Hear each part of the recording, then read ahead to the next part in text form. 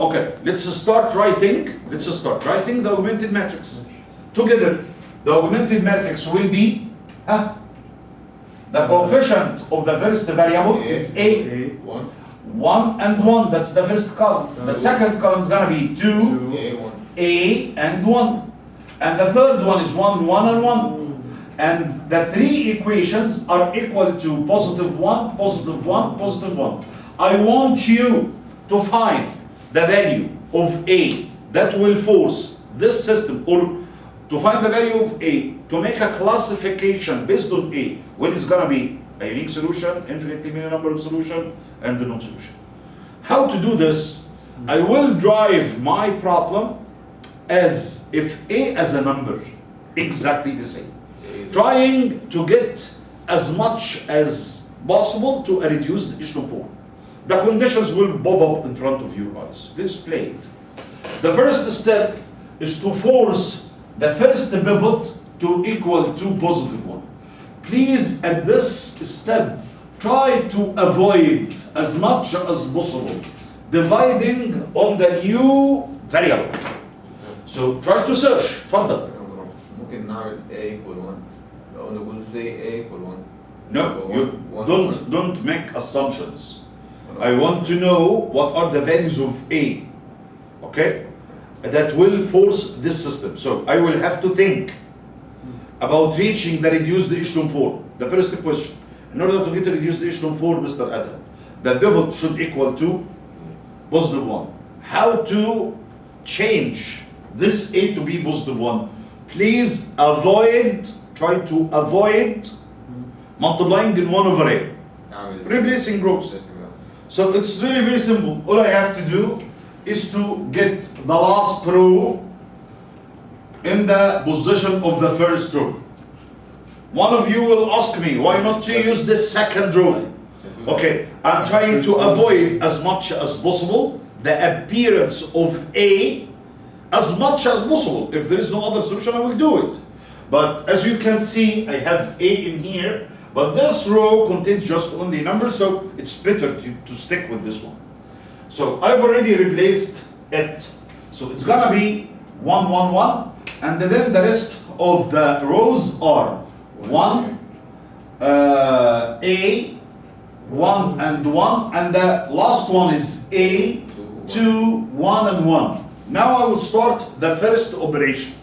The first row operation that I will use is to multiply the first row in -1 and add it on the second row.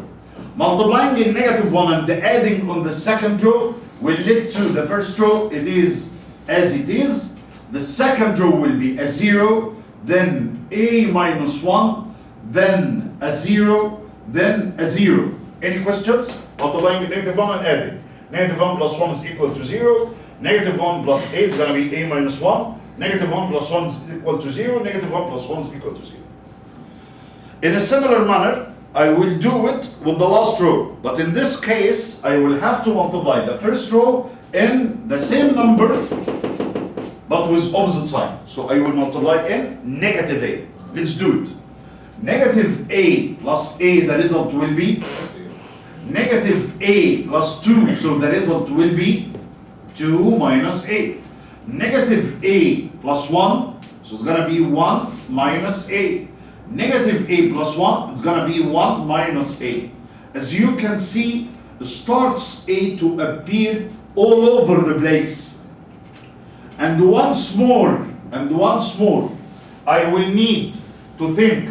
The first column is already adjusted very well. Okay, I need to think about something. And please try as much as possible to avoid dividing on A minus 1.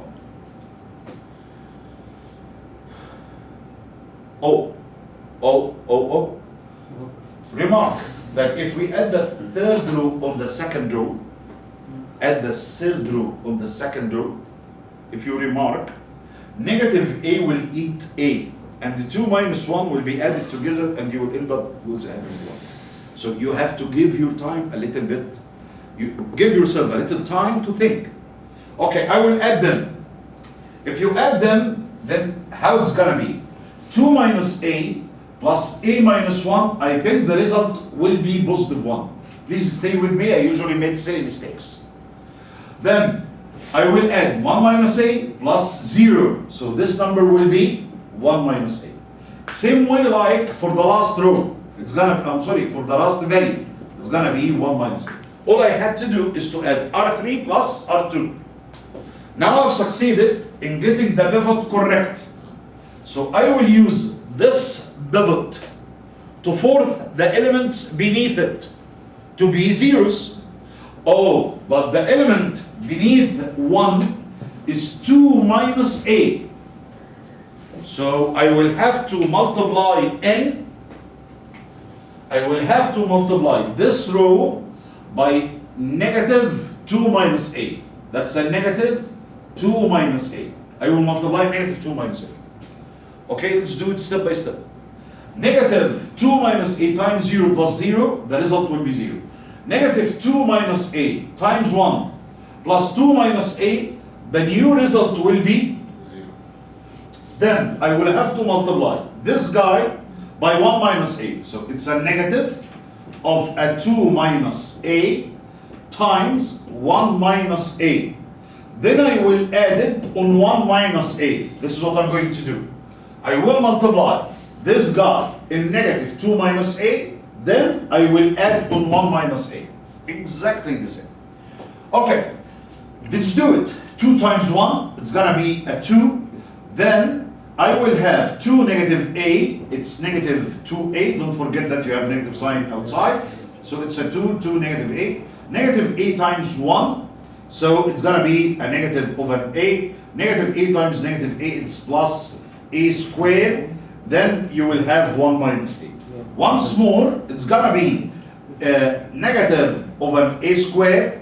Then you will have negative 2. Then you will have plus 3A.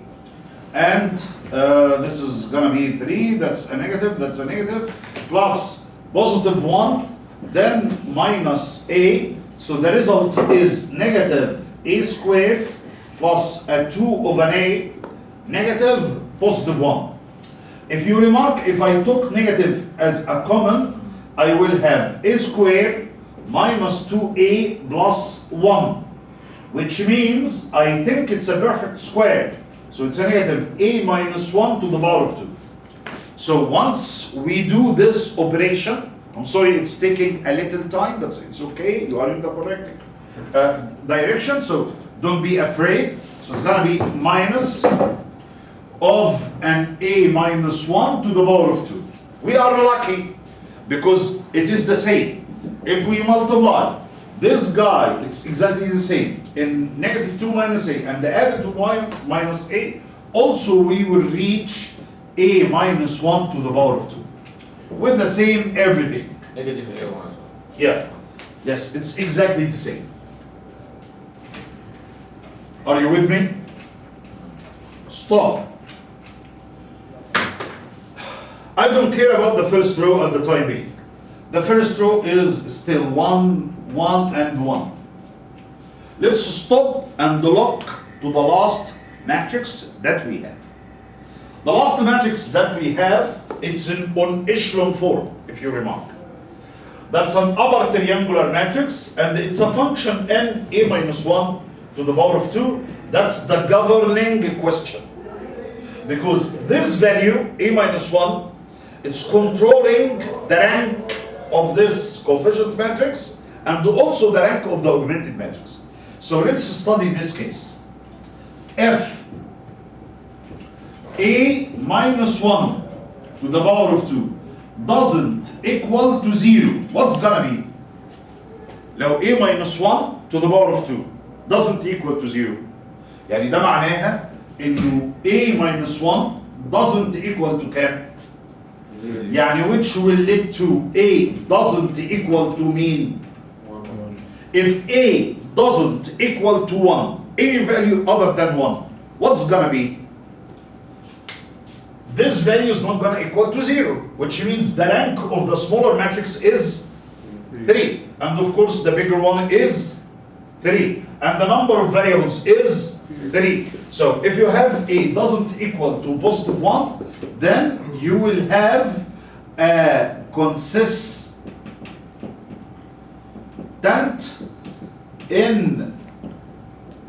independent system of equation leads to one solution. Only one solution. Our unique solution.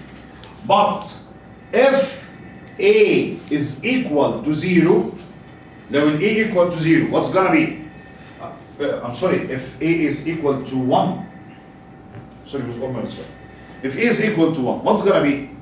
If A is equal to 1, this element will be 0. And also that element will be 0.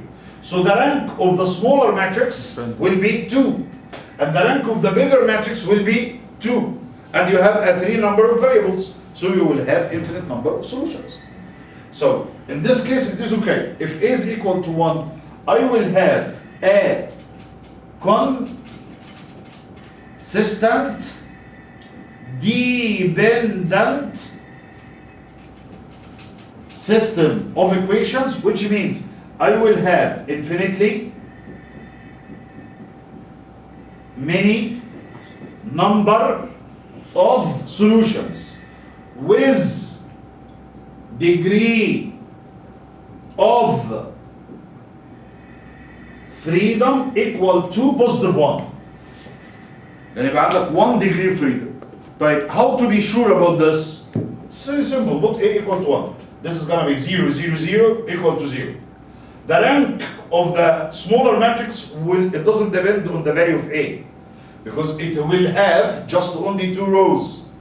And you have 3 unknowns. The difference between them is 1. So you will have infinitely many number of solutions. My question, is there any value of A that will lead to no solution? Any value of A? Yeah. Look to this value. 1. When are you going to have a no solution? When is going to happen? It's going to happen if this guy is equal to 0, but this guy is not equal to 0, and it will never happen. They are the same values. Okay? So if this is A minus 1, but this is A minus 2, it may happen. But they are exactly the same values, so you don't have no solution for this system. That's a classification. This is really a very important. Where A is a real parameter, so we already try to reach the reduced echelon form. That's the final result. Depending on the value of A, if A doesn't equal to 1, or if A is equal to 1. If A doesn't equal to 1, the ranks are going to be equal to the number of variables, so you will have just only one solution. It's a consistent independent system. If the ranks if A is equal to 1, so the rank will be 2, number of variables less than 3, degrees of freedom is equal to 1. This is really a very important part. The sheet of this part is really nice. It has a lot of ideas. I want you to explore them as much as possible. Okay, in this problem, let's say, I don't want to go through it. I want to give you just time to think about it. But let's just give it a little bit. For this problem, any ideas how to solve it? الساعة كام أصلا دلوقتي؟ 11 وربع. طب just only 2 لا عادي براحتنا. 1 minute. Okay. He's asking you find A such that A transpose plus 3i2 to the power of -1 equal to this matrix. Any ideas how to أول حاجة نعملها أول حاجة أعمل إيه؟ هعمل ال Inverse. Yes, he's right. I will get the inverse of both sides. Why to get the inverse of both sides? To free this guy. So فعلا مظبوط يا حسين. هجيب الانفرس بتاع الماتريكس دي. ده اتحرر. هنقل 3i2 to the other side. بعدين اجيب الترانسبوز for both of them, which is really very simple. Yeah, you are correct. Okay, he's asking you. لا مش انت تعمل. لا انت تعمل. بيقول let A be a 2 by 1 matrix and the B a 1 by 2 matrix. Please, I want you to think. Omar, prove that the product AB is not invertible. نعمل طلع ترم ايه عامل ايه؟ طلع ترم 2 ب 0. من ايه؟ هو بيقول لك let A be a 2 in 1 matrix وماتريكس B a 1 in A in 2 يعني دي column matrix دي row matrix. فبيقول لك بيكمل بيقول لك prove that the product AB is not invertible. يعني ايه is not invertible اصلا؟ يعني ما ماشي. ينفعش تعملها انفرت. طب وانا هعرف ده منين؟ لازم الاول تطلع البرودكت اللي هو اي بي وتحاول تعمل له انفرت. طيب ما تيجي هو بس مش not invertible بس هو عشان يبقى invertible لازم A B يساوي B A ماشي؟ ماشي. as a multiplication. انت اول ما تيجي اول ستيب خلي بالك وتيجي تضرب A في B ال A is 2 by 1 لما تيجي تضربها دي 1 by 2 هيديك ال A B 2 by 2 صح؟ طب تعالى شقوطهم اقلبهم وهات ال B تايمز A هتلاقي ان الماتريكس اللي طالعه 1 by 1 فازاي هتقدر تو انفرت دم اصلا؟ فالاجابه it's really very obvious. Okay? Think of how to write it. تعالى على دول هنا بيقول solve the following systems of equations. It's a repetition of having a system. The first system is 3 by 3, second 3 by 3, the third is 3 by 3, so you can easily manage them as we solved it previously. Okay? Also, he wants you, when the linear system has infinitely many solutions, indicate the number of degrees of freedom. So, any one of these systems, if it has infinitely many number of solutions, try while you are working with it to determine the number of freedom. Ahmed, what's the number of freedom once more? The difference N minus rank. between the number of variables and the rank. Okay? That's the degree of freedom. What's the rank? Number of non-zeros. Okay, anyway. For this problem, also consider the linear system. Solve the system using Gauss elimination. Write the system as a matrix AX equal B.